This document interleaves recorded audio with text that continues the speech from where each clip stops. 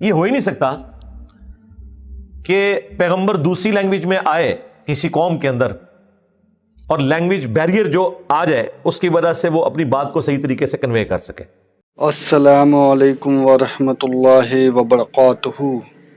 تو اس ویڈیو میں جو ہے علی مرزا نے کچھ باتیں بتائی ہیں قرآن شریف کے ریلیٹڈ کہ اللہ نے قرآن عربی میں کیوں نازل کیا، اور پیش خدمت ہیں صوفیاء کی خدمات جس نے ترجمہ کرنے کی کوشش کی۔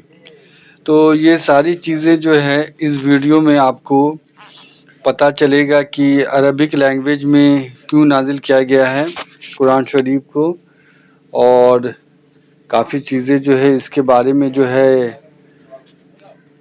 بتائی گئی ہے وتھ ریفرنس کی کیا معاملہ ہے، اور آپ صلی اللہ علیہ وآلہ وسلم پر جو قرآن نازل ہوئی ہے ان کا بھی کیا معاملہ تھا، اور عربی میں اتارنے کا کیا معاملہ تھا۔ تو یہ ساری چیزیں آپ کو اس ویڈیو میں ملے گی، اور اللہ ہم سب کو قرآن اور حدیث پر چلنے کی توفیق عطا فرمائے، آمین ثم آمین۔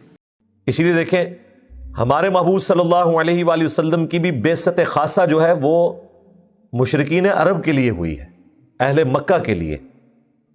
ہاں، آپ کی جو بعثت عامہ ہے وہ پوری انسانیت کے لیے، وما ارسلناک الا کافۃ للناس بشیرا ونذیرا، لیکن بعثت خاصہ جو ہے وہ عرب کے لوگوں کے لیے، اسی لیے قرآن پاک اللہ تعالیٰ نے عربی میں نازل فرمایا۔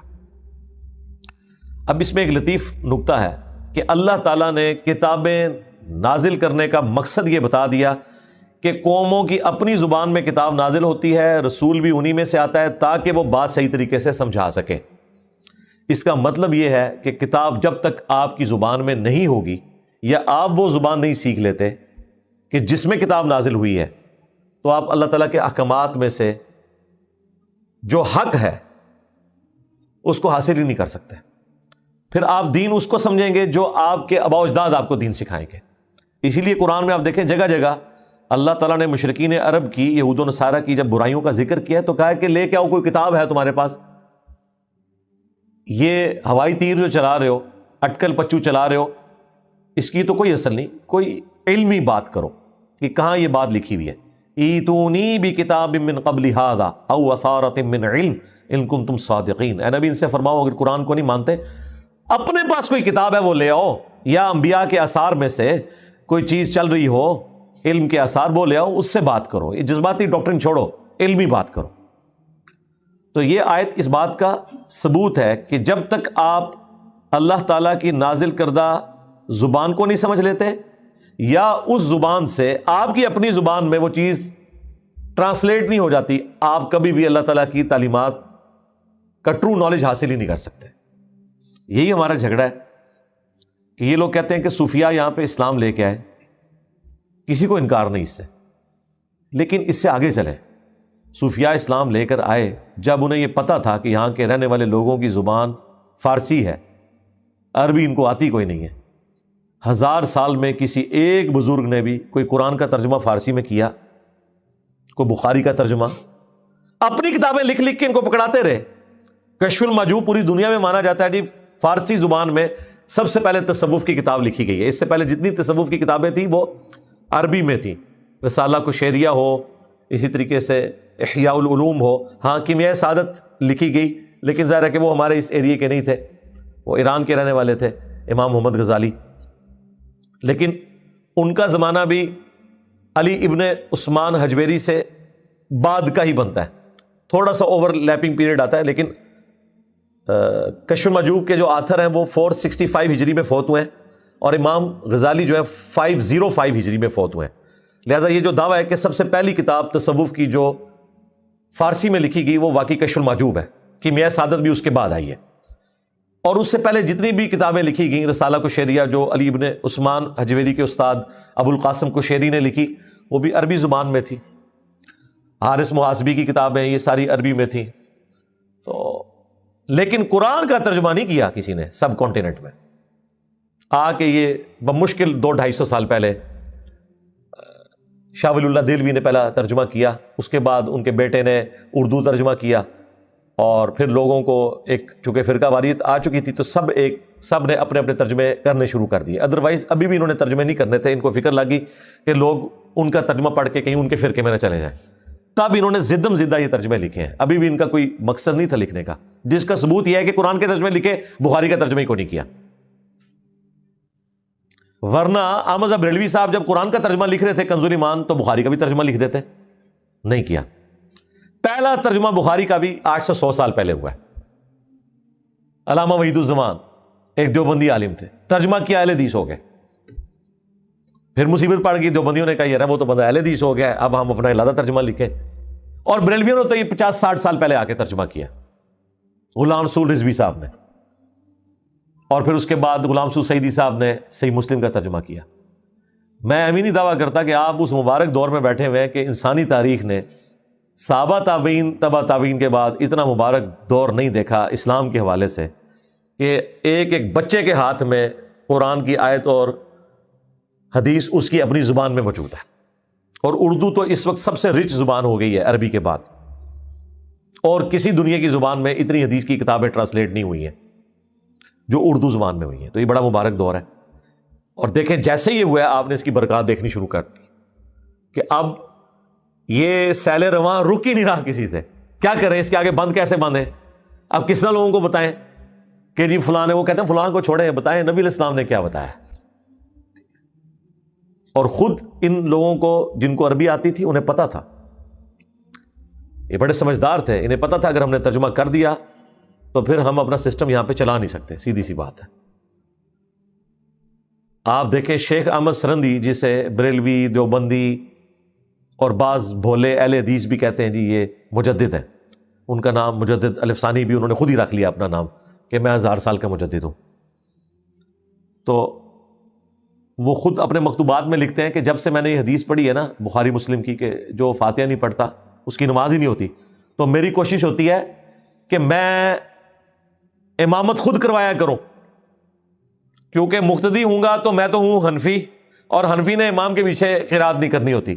تو میری کوشش ہوتی ہے کہ میں مقتدی بنا ہی نہ کروں, میں امامت کروایا کروں تاکہ فاتحہ پڑھ لیا کروں. دیکھیں ان کی حالت یہ ہے, اپنی نماز وہ بچا رہا ہے ڈر کے, اور پیچھے والے جن کو اس نے جنت کی بشارتیں دی ہوئی ہیں اپنے سلسلہ نقشبندیہ مجدیہ میں بیعت ہونے کی, ان کی نمازوں کی پرواہ کوئی نہیں. یہ ان لوگوں کی حالت ہے.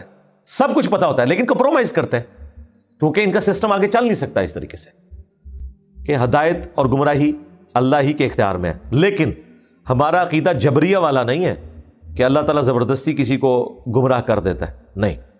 اس سے ظلم لازم آئے گا اور اللہ تعالیٰ کی صفت عدل چیلنج ہو جائے گی, رسولوں کا مقدمہ ختم ہو جائے گا اگر ہم یہ کہیں کہ اللہ تعالیٰ زبردستی کسی کو گمراہ کرتا ہے. نہیں, انا ہدیناہ السبیل اما شاکرا و اما کفورا, ہم نے ہدایت کا راستہ واضح کر دیا ہے, چاہے تو شکر گزاری کی روش اختیار کرو خواہ ناشکری کی, لیکن اس کے لیے شرط کیا ہے, والذین جاہدوا فینا لنہدینہم سبلنا, جو لوگ ہماری راہ میں کوشش کریں گے ان کے لیے پھر ہم اپنی طرف راہیں کھول دیں گے, راستے کھول دیں گے.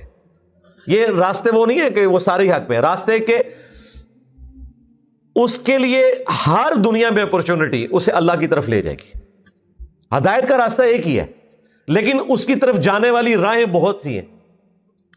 کسی شخص کے لیے ہدایت کا سبب سائنس کا علم بن جاتا ہے, کسی کے لیے ہدایت کا سبب دنیا کی بے ثباتی بن جاتی ہے, کسی کے گھر میں کوئی ینگ ڈیتھ ہوتی ہے وہ اس کے لیے ہدایت کا راستہ بن جاتا ہے. جانا اسی طرف ہے, بہانے کوئی اللہ تعالیٰ بنا دیتا ہے انسان کے لیے.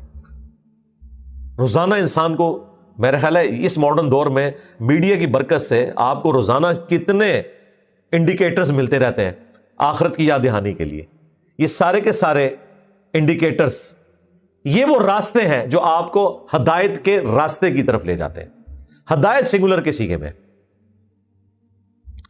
وَهُوَ الْعَزِيزُ الْحَكِيمُ, اور وہ غالب ہے حکمت والا ہے. غالب اتنا ہے آنے واحد میں اپنے مجرمین کو تباہ و برباد کرتے, لیکن الحکیم ہے, حکمت کے ساتھ وہ چلتا ہے, لوگوں کو ڈھیل دیتا ہے شاید اللہ کی طرف پلٹ آئے. ظاہر ہے صبر و شکر ہی پورا کا پورا دین ہے جی. تکلیف آنی ہے تو صبر کرنا ہے، راحت ملنی ہے تو شکر کرنا ہے، اور بس اس طریقے سے آپ کی زندگی کٹتی چلی جائے گی۔ پورے کا پورا دین صبر ہے۔ گرمی میں روزہ رکھنا بھی صبر ہے۔ گرمی میں فجر کے وقت جب نیند بھی نہ پوری ہوئی ہو اٹھ کے نماز جماعت سے پڑھنا بھی صبر ہے۔ سردیوں میں ٹھنڈے پانی سے وضو کرنا اگر گرم میسر نہ آئے تو یہ بھی صبر ہے۔ حلال اور حرام کی تمیز کرنا، روکھی سوکھی کھا لینا لیکن حرام کا لقمہ اپنے منہ میں نہ ڈالنا، یہ بھی صبر ہے۔ پورے کا پورا دین ہی صبر کے گرد گھومتا ہے جی۔ اور پھر ساتھ شکر گزاری کی روش بھی ہونی چاہیے۔ شکر گزاری نہیں ہوگی، ناشکری ہوگی تو وہ صبر بھی آپ اپنا ضائع کر بیٹھیں گے۔ اس حال میں اللہ سے خوش بھی رہنا ہے، کیونکہ انسان کے پاس کوئی چارہ بھی نہیں، اور انسان کو اس اعتبار سے کوئی مظلوم بھی نہیں بننا چاہیے، کیونکہ سورہ توبہ نے بالکل فلسفہ کلیئر کر دیا ہے کہ اللہ تعالیٰ نے مومنین کی جانیں اور مال جنت کے بدلے میں خرید لیے۔ اس بیعت پہ، اس تجارت کے اوپر خوشیاں مناؤ۔ بیعت یعنی یہ اللہ سے ہماری بیعت ہے، ہم نے اپنا بیچ دیا اللہ کے سامنے جنت کے بدلے میں۔ تو یہ سودا تو واقعی مفت کا سودا ہے۔ اگر ہمیشہ کی زندگی اس چھوٹی سی زندگی کے عوض مل جائے۔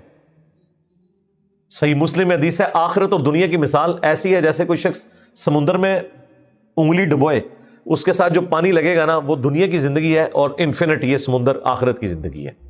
اور یہ بھی صرف سمجھانے کے لیے ہے، یہ بھی سمندر بھی ختم ہونے والا نہیں ہے جتنا بڑا ہے، اس کی اگر آپ ریشو پروپورشن نکالیں، لیکن آخرت کی زندگی تو انفینٹ ہے۔ اللہم انا نسألک جنت الفردوس مع النبیین والصدیقین والشہداء والصالحین، آمین۔